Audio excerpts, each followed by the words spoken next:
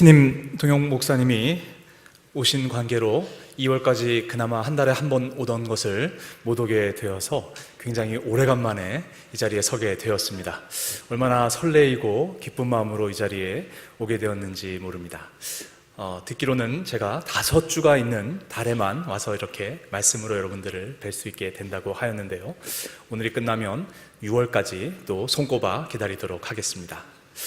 저는 덕분에 동영 목사님이 오신 관계로 여러분들이 파송해 주신 국제 캠퍼스 송도에서 다시금 1학년들과 개척 사역을 잘 감당하고 있습니다.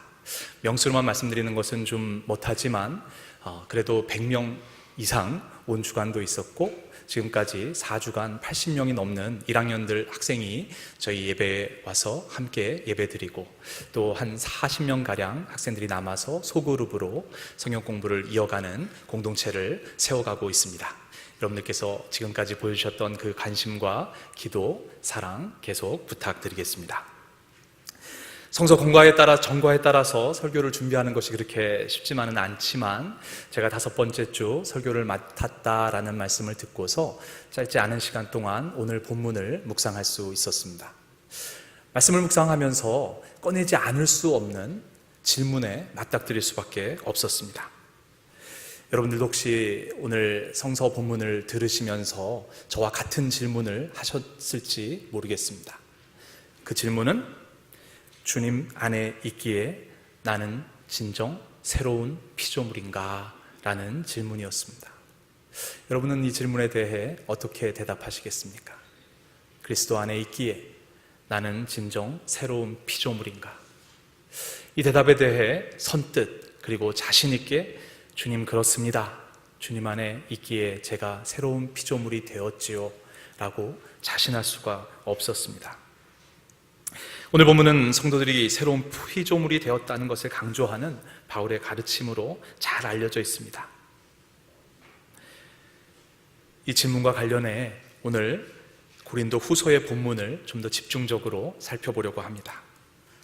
먼저 여러분들에게 이런 퀴즈를 한번 드리면서 말씀을 시작하려고 하는데요. 여러분의 신앙을 바탕으로 다음의 빈칸을 한번 채워주시기 바랍니다.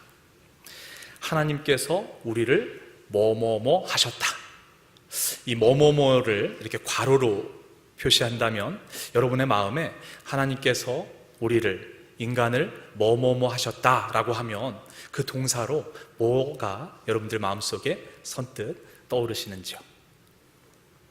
한번 생각해 보시기 바랍니다. 어떤 동사가 들어가야 가장 자연스러운 문장이 되겠느냐는 것이죠. 많은 분들이 모르게 몰라도 저처럼 하나님께서 우리를 사랑하셨다, 하나님께서 우리를 용서하셨다 라는 차원의 동사를 넣는 것이 자연스럽다라고 아마 대답하실 것 같습니다. 하나님과 우리의 사랑 관계를 표현하는 가장 적절한 단어들로 사랑과 용서가 떠오르기 때문이죠. 그도 그럴 것이 공간복음서에 예수님과 인간의 관계를 표현하기 위해 용서하셨다라는 표현이 굉장히 많이 등장합니다. 죄인을 용서하시는 예수님을 표현하기 위해 그리스어 아피에미라고 하는 동사가 44번이나 등장하고 있습니다. 그런데 흥미롭게도 오늘 사도 바울은 용서라는 의미로 아피에미를 쓰지 않습니다.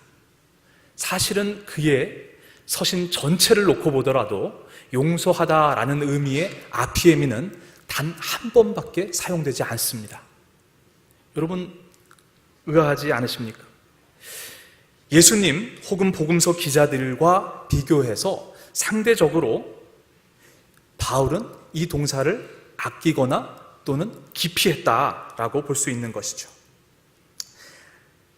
아피에미가 용서라는 의미 외에도 버리다, 흘러가게 내버려 두다 라는 의미라는 것을 아신다면 주님의 용서가 우리의 죄를 흘러가게 내버려 두시는, 잊어버리신다는 차원으로 용서하시는 것이구나 라고 묵상해 보실 수도 있겠습니다.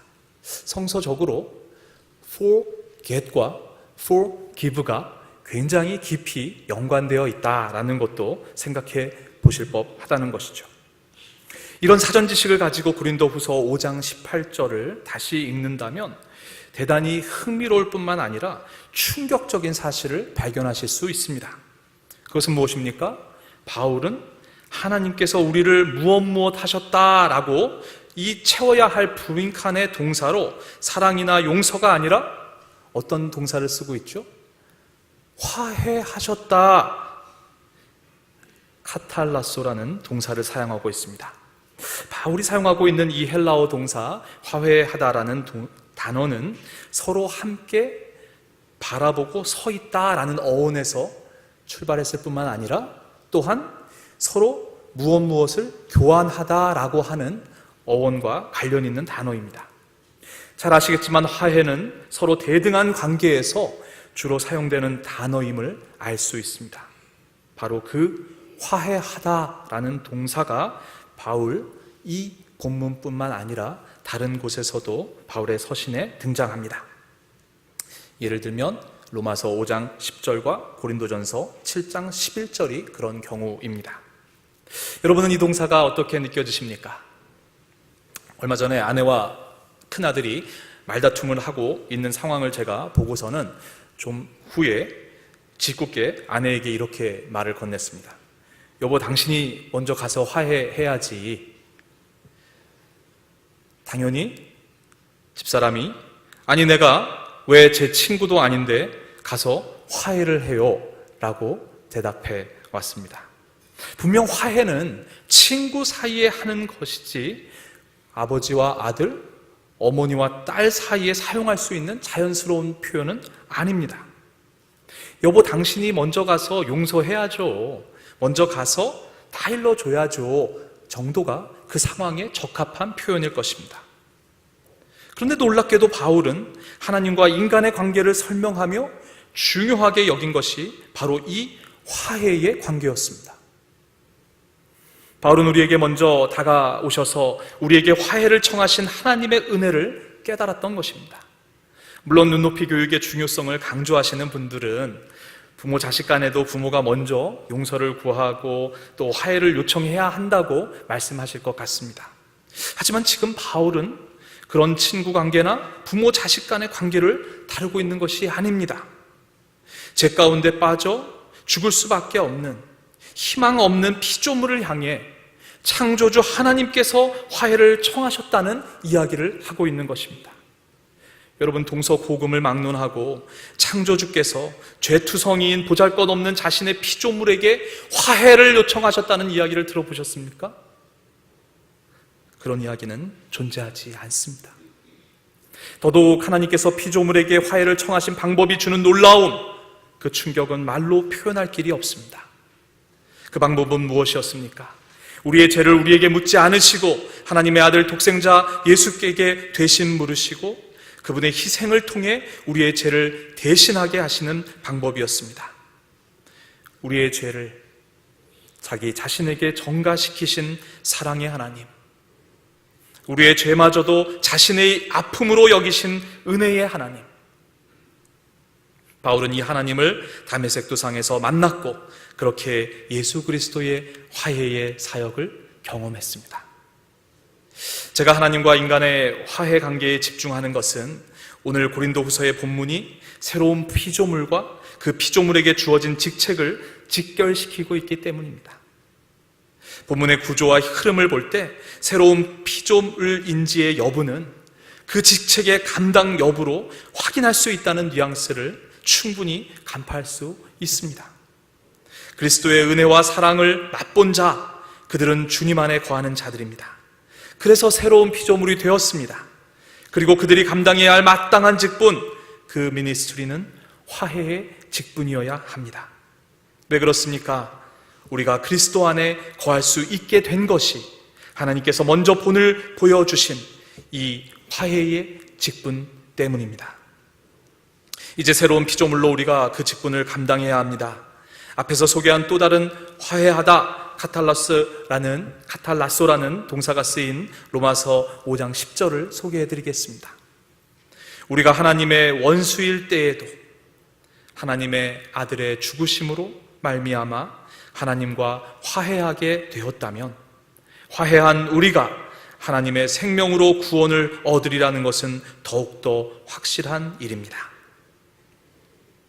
이곳에서도 바울은 아들의 죽으심으로 말미암아 하나님께서 용서하셨다면 이라고 말하지 않고 화해하게 되었다면 이라고 선포합니다. 하나님께서 우리를 어떻게 사랑하시고 어떻게 용서하셨습니까? 바울은 하나님께서 우리에게 먼저 화해를 청하시고 예수 그리스도를 허락하셨기에 가능했다고 말합니다. 사랑하는 믿음의 가족 여러분, 우리는 그리스도 안에 있는 새로운 피조물이 맞습니까? 그 대답은 지금 우리가 감당하고 있는 사역을 통해 대답되어야 할 것입니다. 새로운 피조물로서 화해의 직분을 감당하고 있습니까? 바울의 사역과 직분을 한마디로 요약하자면 그는 화해의 직분을 감당했습니다 라고 말할 수 있을 것입니다. 바울의 삶은 결코 순탄하지 않았습니다. 다메섹 도상의 체험에도 불구하고 그가 이전에 탄압하고 투옥했던 그리스도인들과 그들의 지인들은 계속해서 바울의 변화를 믿지 않았습니다. 아니, 그럴 수 없었습니다. 그가 예수님의 지상 사역에 동참하지 않았고 부활하신 예수님을 만나지도 못했다라는 이유로 사도인 것조차 의심하는 사람들이 참 많았습니다. 잘 아시듯이 바울은 늘 서신을 시작할 때 자신이 어떻게 하나님 그리스도의 사도인지를 강조하며 서신들을 시작하고 있습니다.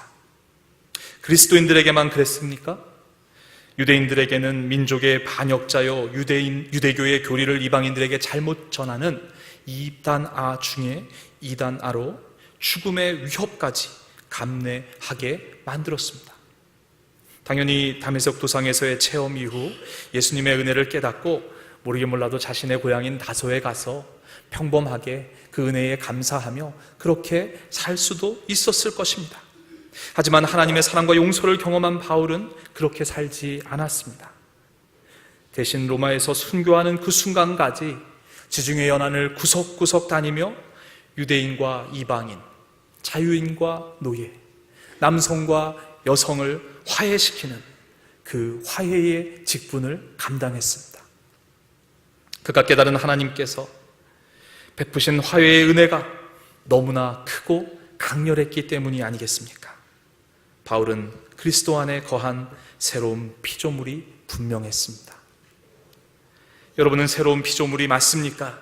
질문을 이제 달리 할 수 있습니다. 여러분은 화해의 직분을 감당하고 있습니까?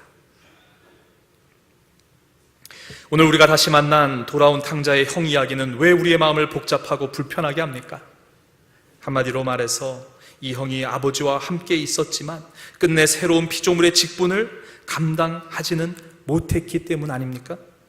아버지와 함께 거하고 있었지만 형은 화해의 직분을 받은 자로 살지는 못했습니다. 화해의 직분을 맡은 자라면 형은 아버지와 동생의 관계 속에서 화해를 이루지 못한 것에 대해 마음 아파하고 있어야 마땅했습니다. 동생이 집을 떠날 때 막지 못했던 자신의 무능력과 무관심이 자신을 힘들게 했어야 한다는 이야기입니다. 가출했던 동생이 돌아온 날이라면 아버지와 함께 동생을 환대해야 하는 것이 화해의 직분을 맡은 형의 올바른 모습 아니었겠습니까? 하지만 우리가 이 형을 향해서 돌을 던질 수 있겠습니까? 주님 안에 있으며 길갈에서 역사하신 하나님의 은혜를 우리도 삶 속에서 풍성히 누리며 살고 있습니다. 하지만 그 하나님의 화해를 나만을 위한 것으로 생각하고 그것이 나에게만 머물러 있게 하고 있지는 않습니까?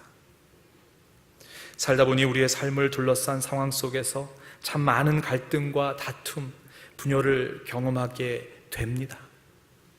그 상황들 속에서 우리는 새로운 피조물로 어떤 직분을 감당하며 살고 있습니까?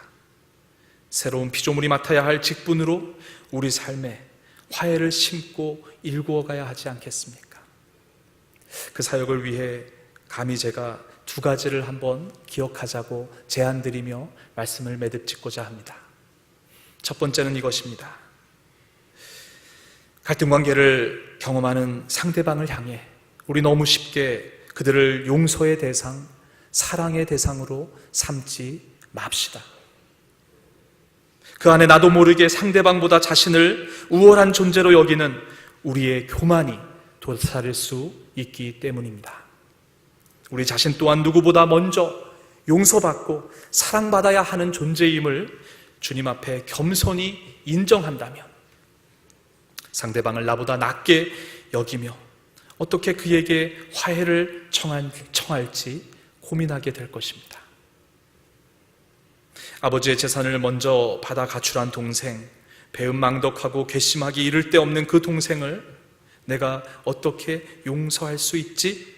함께 온 아버지는 나를 어떻게 이렇게 홀대할 수 있지? 라는 질문 대신 동생을 위해, 아버지를 위해 화해의 직분을 감당하지 못했던 자신을 탓할 수 있는 우리가 되었으면 좋겠습니다. 동생을 향해 돌아와줘서 고맙다. 형이 내 편이 되어주지 못해 미안하다. 아버지를 향해서는 이토록 동생을 기다리셨던 아버지의 마음을 충분히 헤아리지 못했습니다. 동생에게 아버지의 사랑을 더 잘 전달할 수 있었어야 했는데 그렇지 못했습니다 라고 이야기할 수 있는 형이 되기를, 그런 우리가 되기를 소망합니다. 두 번째는 화해를 이루기 위해서는 누군가의 희생이 요구될 때가 있다는 사실을 기억해야 하겠습니다. 하나님과 인간의 화해를 위해 예수 그리스도께서 희생의 제물이 되신 것처럼 갈등과 분열이 있는 곳에 갈등과 분열을 덮고 녹이기 위해 누군가는 희생의 제물이 되어야 할 때가 있습니다. 예수 그리스도께서 희생을 감내하심으로 하나님과 인간의 관계를 회복시키셨던 것처럼 누군가는 문제 상황 속에서 양쪽 모두를 위해 자신을 희생시킴으로 화해의 열매를 맺을 수 있어야 한다는 것입니다. 비록 썩어지는 미랄이 된다고 해도 말입니다.